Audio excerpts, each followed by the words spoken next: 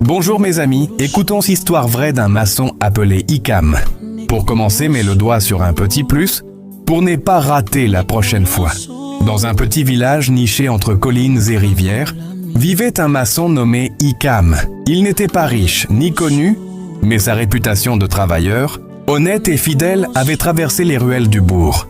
Chaque matin, avant même que le soleil n'ait chassé la brume, Hicham se levait, priait à genoux dans un coin de sa modeste maison, puis se rendait sur le chantier de l'église protestante du village.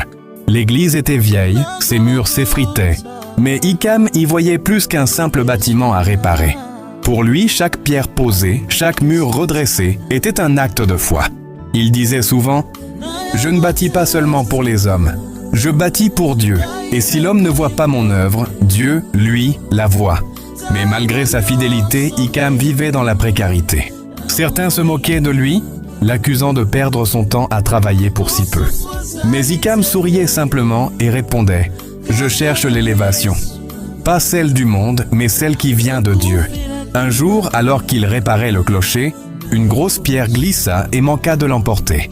Sauvé de justesse, il resta suspendu entre ciel et terre quelques secondes. C'est là, accroché à la corde, qu'il sentit une paix étrange, une voix silencieuse dans son cœur. « Continue, Hicham, ta foi est un témoignage. » Les années passèrent. L'église fut restaurée, belle et solide. Les gens commencèrent à remarquer le changement, non seulement du bâtiment, mais aussi de l'atmosphère. Les cultes reprirent vie. Les jeunes revenaient. Discret d'un homme qui cherchait Dieu dans chaque pierre posée. Un dimanche, le pasteur invita Hicham à témoigner. Tremblant, le maçon monta à la chaire. Il ne savait pas parler en public, mais il dit simplement « J'ai appris qu'on peut bâtir des choses durables en silence, quand c'est Dieu qui élève. Cherchez d'abord le royaume de Dieu et tout le reste viendra. » Ce jour-là, dans le cœur de beaucoup, Hicham fut élevé, non pas par les hommes, mais par celui qui l'avait servi fidèlement.